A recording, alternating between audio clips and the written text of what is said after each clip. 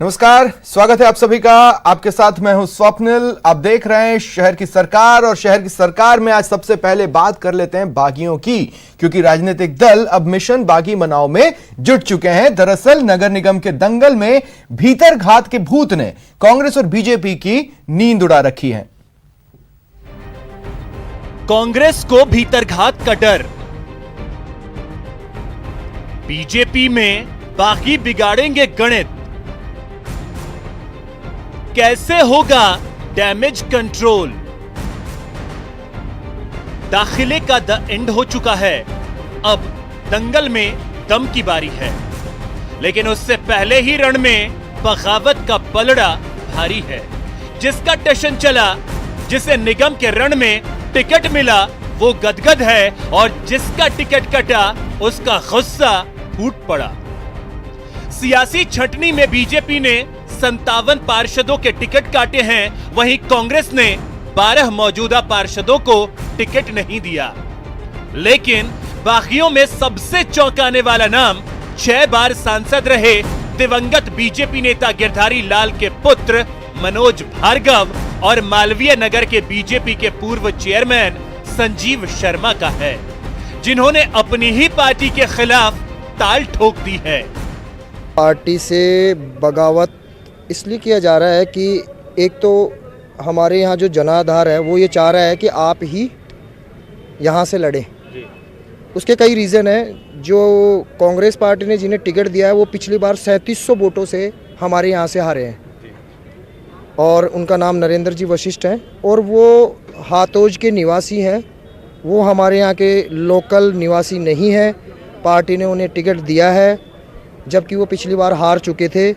हम निरंतर हमारे इस इलाके में 15 साल से कर रहे हैं। पार्टी कार्यकर्ता अपने आप को ठगा सा महसूस कर रहा है। सीनियरिटी के हिसाब से टिकट पार्टी मेरे को भी दे सकती थी, जबकि 3 लोकसभा के चुनाव, 3 विधानसभा के चुनाव और 3 पार्षद के चुनाव मेरे पिताजी के जाने के बाद में 2009 में गए थे मेरे पिताजी, और उनको पार्टी ने 7वीं बार भी लोकसभा का टिकट दे दिया था। वो टिकट वापस निकाल करके पार्टी ले गई, और पार्टी ने ऐसे आदमी को टिकट दिया जो आज खुद पार्टी में नहीं है।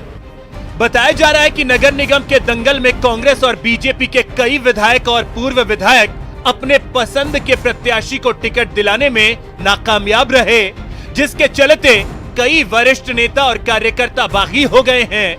अब बगावत का यही भूत दोनों पार्टियों को डरा रहा है। हमारी जिम्मेदारी बनती है कि जो हमारे कार्यकर्ता किसी भी कारण से हमसे नाराज हैं या अपना चुनाव लड़ने का हक समझकर जिन्होंने नॉमिनेशन भर दिए हैं, हम उनसे अनुरोध करेंगे। पार्टी के सारे जनप्रतिनिधि, चुनाव लड़े लोग, पार्टी के सारे नेता, पार्टी के सारे कार्यकर्ता ये चाहते हैं कि कांग्रेस इन चुनावों में जीते, और जीत सभी के सहयोग से संभव होती है। तो हम, आपने ठीक कहा, मनोवर भी करेंगे, हम लोगों को मनाने की कोशिश भी करेंगे। बहुत अच्छी तादाद में कार्यकर्ता भी और बहुत सारे सामाजिक लोगों ने भी पार्टी की टिकट के लिए आवेदन किया था। हम दोनों ही नगर निगमों के 250 वार्डों पर चुनाव लड़ रहे हैं, और हमने पूरे सोशल इंजीनियरिंग के साथ अपेक्षाकृत ऊर्जावान, क्योंकि हमने एक 65 साल का राइडर भी लगाया और उस वजह से हमें 2 उम्मीदवार बदलने भी पड़े, तो अपेक्षाकृत नए ऊर्जावान उम्मीदवार भी आए। दोनों दलों के सामने निगम की मुश्किल डगर है। मान मनव्वल और घर वापसी का दौर भी शुरू हो चुका है। लेकिन सबसे बड़ा सवाल यह है कि आखिर दाखिले के बाद कैसे मानेंगे बागी और कैसे होगा damage control. Bureau report, news 18। Jaipur heritage नगर निगम के वार्ड नंबर 58 में चुनाव नहीं, जंग होने वाली है, क्योंकि बीजेपी का मुकाबला बीजेपी से है। बीजेपी इस बार पूर्व उप महापौर मनीष पारीक को अपना प्रत्याशी बना चुकी है, जबकि उनके सामने बीजेपी के बागी मनोज भार्गव निर्दलीय प्रत्याशी के तौर पर मैदान में है। मनोज भार्गव के 6 बार के सांसद दिवंगत बीजेपी नेता गिरधारी लाल भार्गव के पुत्र हैं। वो कहना चाहूंगा, बागी अभी तक नहीं हुआ हूं। मैं अभी भी पार्टी से बंधा हुआ हूं।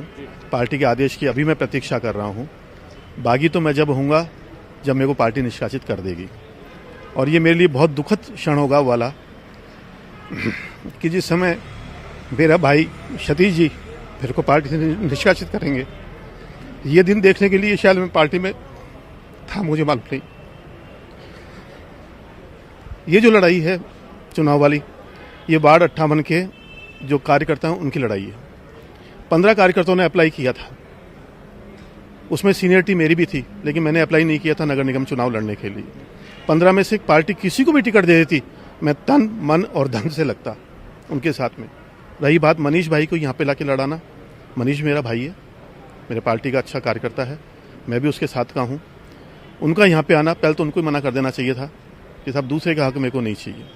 अपने कोई पार्षद में 2 बार रहा हूँ, सही बात है। उप महापौर रहा हूँ, मैंने काम किया है, सेवा करी है, लाइटें लगाई है, सड़कें बनाई है, नालियाँ साफ करी है, लोगों के कोरोना काल में काम किया है और काल में काम किया है, त्योहारों में जो उनकी लाइनिंग कराई है, सफाई कराई है, कुएं बावड़ियाँ ढकवाई है, पेड़ पौधे लगाए हैं, पार्क बनाए हैं। मैंने जीवन में सेवा के सिवा क्या किया है। लेकिन अब ये जो चुनाव लड़ने वाले की इच्छा होती है, भारतीय जनता पार्टी ने मुझे टिकट दिया तो मैं हरी बत्ती पे खड़ा रहूं, ये चालान हो सकता है।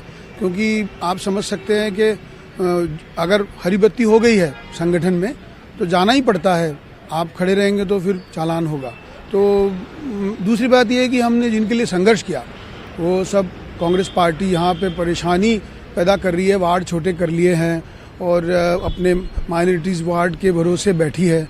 वो सब संख्या ज़्यादा बल करेगी, खरीद फरोख्त करेगी, धन बल पैसे बल का इस्तेमाल करेगी।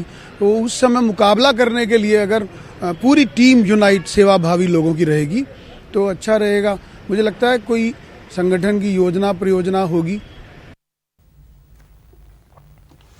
नगर निगम चुनाव में बागियों को मनाने का दौर जारी है। कोटा में उपनेता राजेंद्र राठौड़, सीपी जोशी, किरण माहेश्वरी ने बीजेपी मंडल अध्यक्षों के साथ बैठक कर बागियों की घर वापसी की रणनीति तैयार की।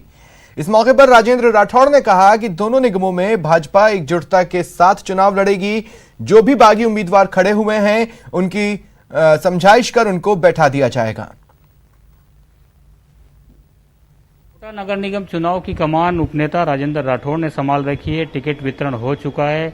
कई सारे जो पूर्व पार्षद हैं उनके टिकट भी कटे हैं। अब क्योंकि नामांकन खत्म हो चुके हैं और अब प्रचार का वक्त आ गया है, बात करने की कोशिश करते हैं। सर, अब किस तरह की रणनीति है, क्योंकि ज़्यादातर पार्षदों के टिकट भी काटे गए हैं, कई सारे बागी भी मैदान में आ गए हैं। भारतीय जनता पार्टी कार्यकर्ता आधारित पार्टी है। चयन समिति ने श्रेष्ठ कार्यकर्ताओं में सर्वश्रेष्ठ कार्यकर्ता का चयन करने की कोशिश की है। पार्टी एकाकार है। आज हमने सभी मंडलों के अध्यक्षों की सबकी बैठक की है, प्रमुख लोगों की। जो लोग कल इस कारण से असमंजस की स्थिति में उनको भी टिकट मिल सकता है, नामांकन जिन्होंने दाखिल कर दिया वो अपना नामांकन वापस लेंगे। किसी भी हालत में पार्टी की अनुशासन रेखा को कोई लांघे, ये इस बार सहन नहीं होगा। पूरा प्रयास रहेगा कि पार्टी एकमत होकर जो भी कमल के निशान पर जिनको निशान मिला उनके साथ काम करे। राजेंद्र राठौड़ का कहना है कि कानून व्यवस्था से लेकर कोटा के जो तमाम स्थानीय मुद्दे हैं उनको मुद्दा बनाया जाएगा वार्ड के चुनाव में। इसके साथ ही उन्होंने ये भी दावा किया कि बीजेपी एकजुटता के साथ जो है इस चुनाव मैदान में उतरेगी। हालांकि कुछ लोग निर्दलीय मैदान में उतर गए हैं, बगावत उन्होंने कर दी है, लेकिन उन सब की समझाइश कर ली जाएगी और जल्दी जो है बीजेपी एकजुटता के साथ चुनाव प्रचार अभियान में भी जुट जाएगी। कैमरा पर्सन मुकेश शाक्यवाल के साथ शाकिर अली, न्यूज़ 18 कोटा। बागियों को मनाने में कांग्रेस भी जुट गई है। मुख्य सचेतक जोशी ने कहा कि बागियों को मनाने की पूरी कोशिश हो रही है। वहीं पायलट ने दावा किया सभी निगमों में कांग्रेस का पैनल बनेगा। जयपुर, जोधपुर, कोटा में पहली बार 6 निगमों में चुनाव हो रहा है। परिसीमन के बाद ये पहला चुनाव है, तो उत्सुकता बहुत है। बहुत से लोगों को मौका मिला क्योंकि वार्डों की संख्या बढ़ गई है और मुझे लगता है कि अब तक का जो पार्टी की तैयारी रही और सब सरकार संगठन ने मिलकर जो काम किया है, मुझे विश्वास है कि जिन लोगों को पार्टी ने टिकट दिया है उन लोगों को शहर के मतदाता अपना वोट डालेंगे और 6 के 6 निगमों में भाजपा कुछ भी दावा करे, लेकिन मुझे विश्वास है कि हमारे कैंडिडेट्स, हमारी पार्टी, हमारे नेता, सरकार पर जो लोगों का भरोसा है वो बरकरार रहेगा और सभी 6 निगमों में कांग्रेस पार्टी के मेयर बनेंगे। छोटा मोटा कहीं मनमुटाव हो सकता है, इतना बड़ा संगठन है, सत्ता में हम लोग हैं, लोगों की आकांक्षाएं ज्यादा बड़ी होंगी। एक वार्ड से अगर 6 लोग टिकट मांग रहे हैं तो एक को ही टिकट मिल सकता है। इसलिए जो पार्टी का अनुशासित और कर्मठ कार्यकर्ता है वो ऑफिशियल उम्मीदवार को ही अपना मत और समर्थन देगा, इसका मुझे पूरा विश्वास है। हमारी जिम्मेदारी बनती है कि जो हमारे कार्यकर्ता किसी भी कारण से हमसे नाराज हैं या अपना चुनाव लड़ने का हक समझकर जिन्होंने नॉमिनेशन भर दिए हैं, हम उनसे अनुरोध करेंगे, पार्टी के सारे जनप्रतिनिधि, चुनाव लड़े लोग, पार्टी के सारे नेता और पार्टी के सारे कार्यकर्ता ये चाहते हैं कि कांग्रेस इन चुनावों में जीते, और जीत सभी के सहयोग से संभव होती है। तो हम, आपने ठीक कहा, मनोवर भी करेंगे, हम लोगों को मनाने की कोशिश भी करेंगे। नगर निगम के दंगल में बीजेपी और कांग्रेस के योद्धा पूरी ताकत से चुनाव प्रचार में जुटे हैं, लेकिन कुछ ऐसे भी हैं जो जनता का दिल जीतने के लिए नए नए तरीके अपना रहे हैं। ऐसी एक तस्वीर कोटा से आई। यहां एक प्रत्याशी हाथ में झाड़ू लेकर सड़कें साफ करता नजर आ रहा है। ठेला लेकर इलाके का कचरा उठा रहा यह शख्स कोटा दक्षिण के वार्ड नंबर 56 के उम्मीदवार राजेश कुमार हैं, जिन्होंने खुद ही इलाके की सफाई का बीड़ा उठा रखा है। बता दें, 1 नवंबर को कोटा दक्षिण नगर निगम के लिए वोट डाले जाएंगे। जाकर कचरा संग्रहण की और सफाई अभियान की शुरुआत की। मैंने प्रचार के रूप में अपने वार्ड में सफाई को महत्व दिया है। मेरा वार्ड जितना साफ सुथरा रहेगा उतना ही स्वस्थ रहेगा। और एक बड़ी खबर आपको बता दें, कांग्रेस का गेम प्लान, 4 प्रत्याशियों के नामांकन निरस्त हुए हैं। सांगानेर विधानसभा के हैं ये 4 प्रत्याशी। पहले पर्चा दाखिल करने वालों के नामांकन मान्य। फिलहाल डैमेज कंट्रोल में कांग्रेस जुटी हुई है। अब ऐसे में वो क्या करते हैं, ये देखने वाली बात होगी। 4 प्रत्याशी हैं कांग्रेस के जिनका नामांकन निरस्त हो गया है। सांगानेर विधानसभा के ये 4 प्रत्याशी जिनका नामांकन निरस्त हुआ है।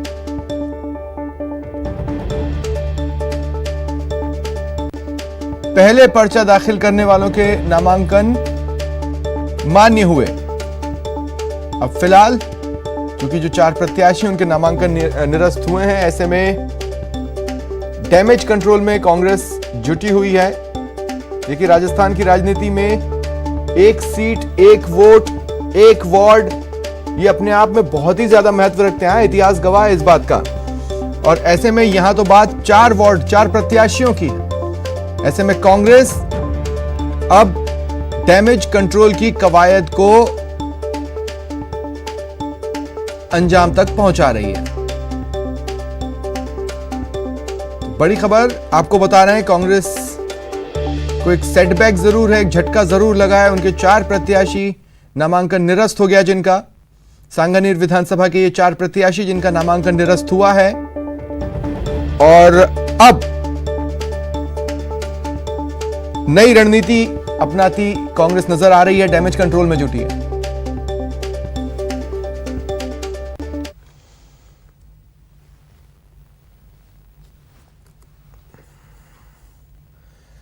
जोधपुर नगर निगम के रण में नामांकन प्रक्रिया के बाद चुनाव प्रचार सामग्री का बाजार सज चुका है। झंडे, बैनर प्रचार में दिखेंगे ही, साथ ही पार्टियों के सिंबल वाला मास्क खरीदने पर जोर दिखाई दे रहा है।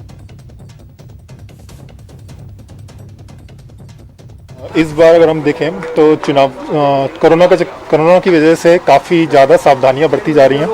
कैंडिडेट भी अपनी तरफ से सावधानियां बरतते हुए नज़र आ रहे हैं। मास्क का उपयोग ज़्यादा हो रहा है, और चुनाव का जो माहौल जो पहले हुआ करता था एक उल्लास और एक मेले की तरीके से, क्योंकि कहते हैं ना कि मतलब जो चुनाव होता है एक तरीके का, एक तो लोकतंत्र का एक महोत्सव होता है, तो उस तरीके का थोड़ा अभी शुरुआत में थोड़ा कम है। और वक्त एक ब्रेक का, ब्रेक के बाद देखिए हाल नगर निगम।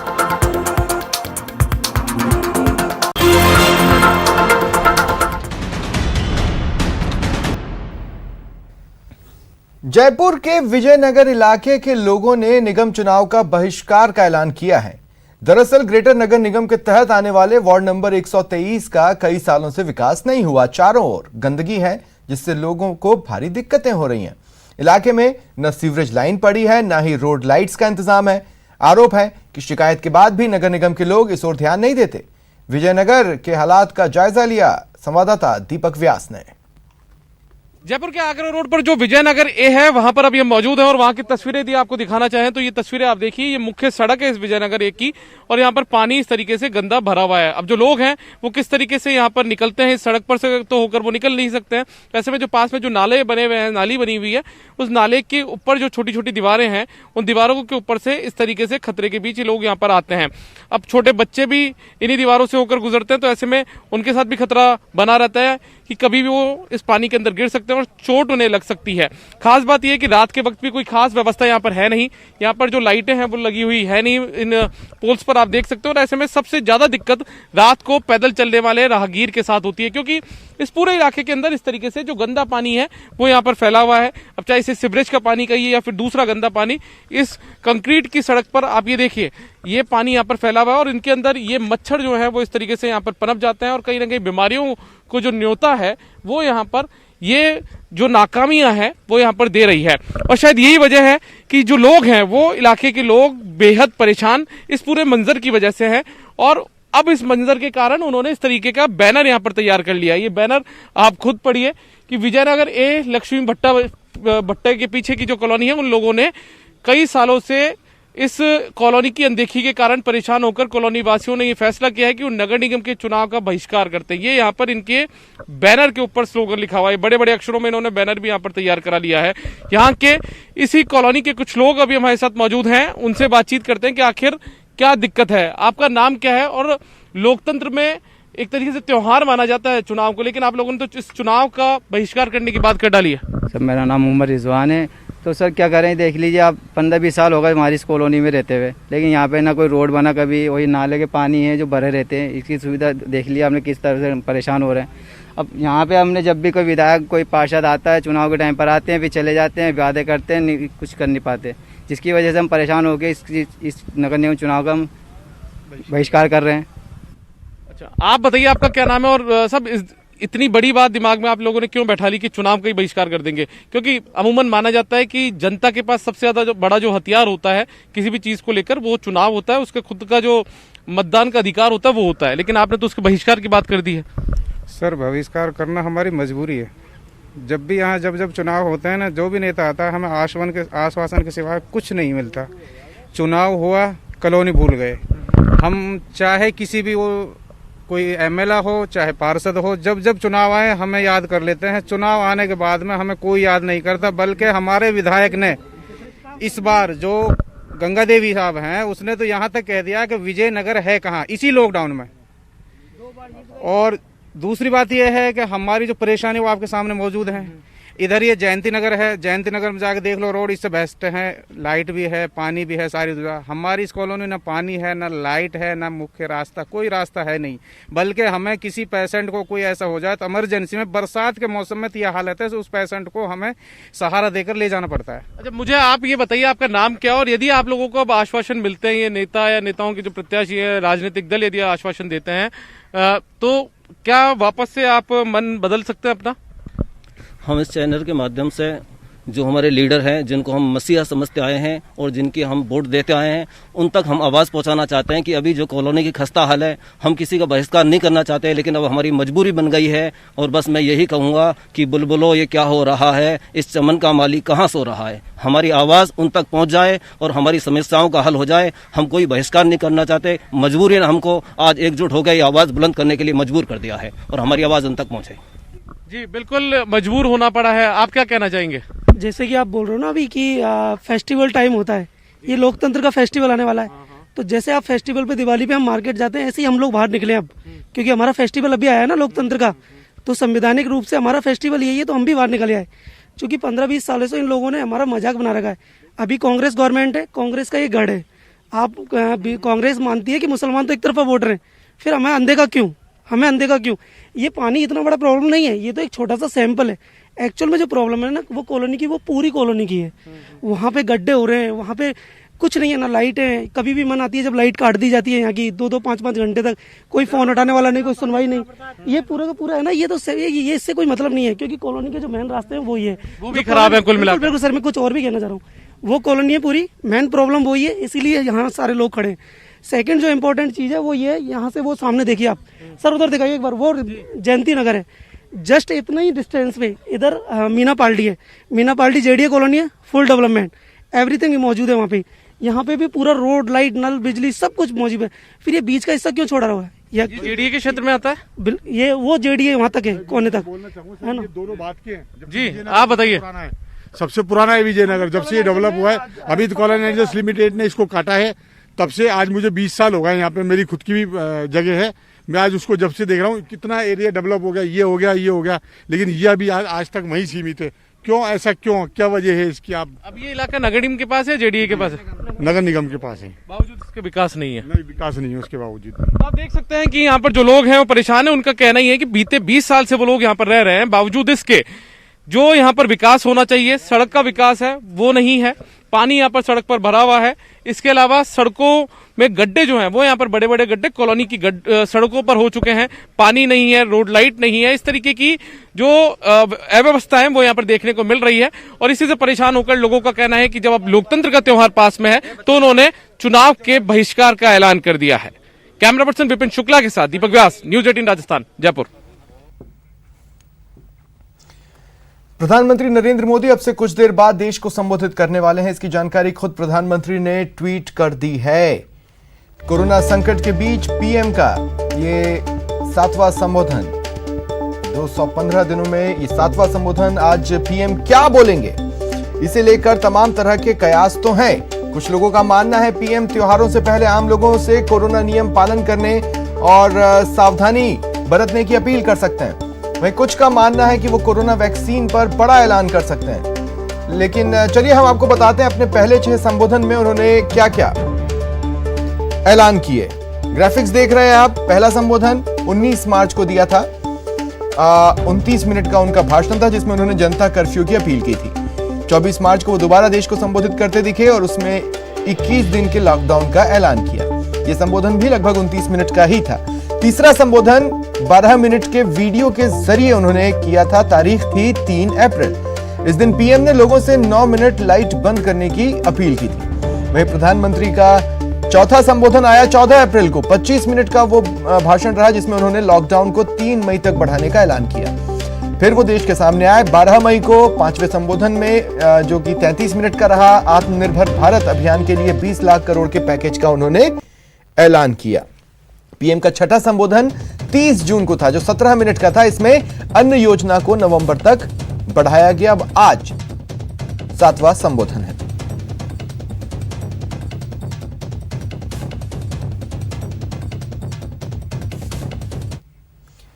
अजमेर से बड़ी खबर है। 2 परीक्षाओं की दोबारा तारीख जारी। सहायक वन संरक्षक परीक्षा की तारीख जारी हुई है। फॉरेस्ट रेंज ऑफिसर परीक्षा की तारीख जारी हुई है। बता दें कि 22 फरवरी से 1 मार्च तक परीक्षा होगी। परीक्षा कार्यक्रम जो है वो बाद में जारी किया जाएगा। फिलहाल डेट जारी हुई है 22 फरवरी से 1 मार्च तक। सहायक वन संरक्षक परीक्षा, फॉरेस्ट रेंज ऑफिसर परीक्षा की तारीखें जारी हुई हैं। परीक्षा कार्यक्रम क्या रहने वाला है इसे बाद में बताया जाएगा, बाद में ये जारी होगा।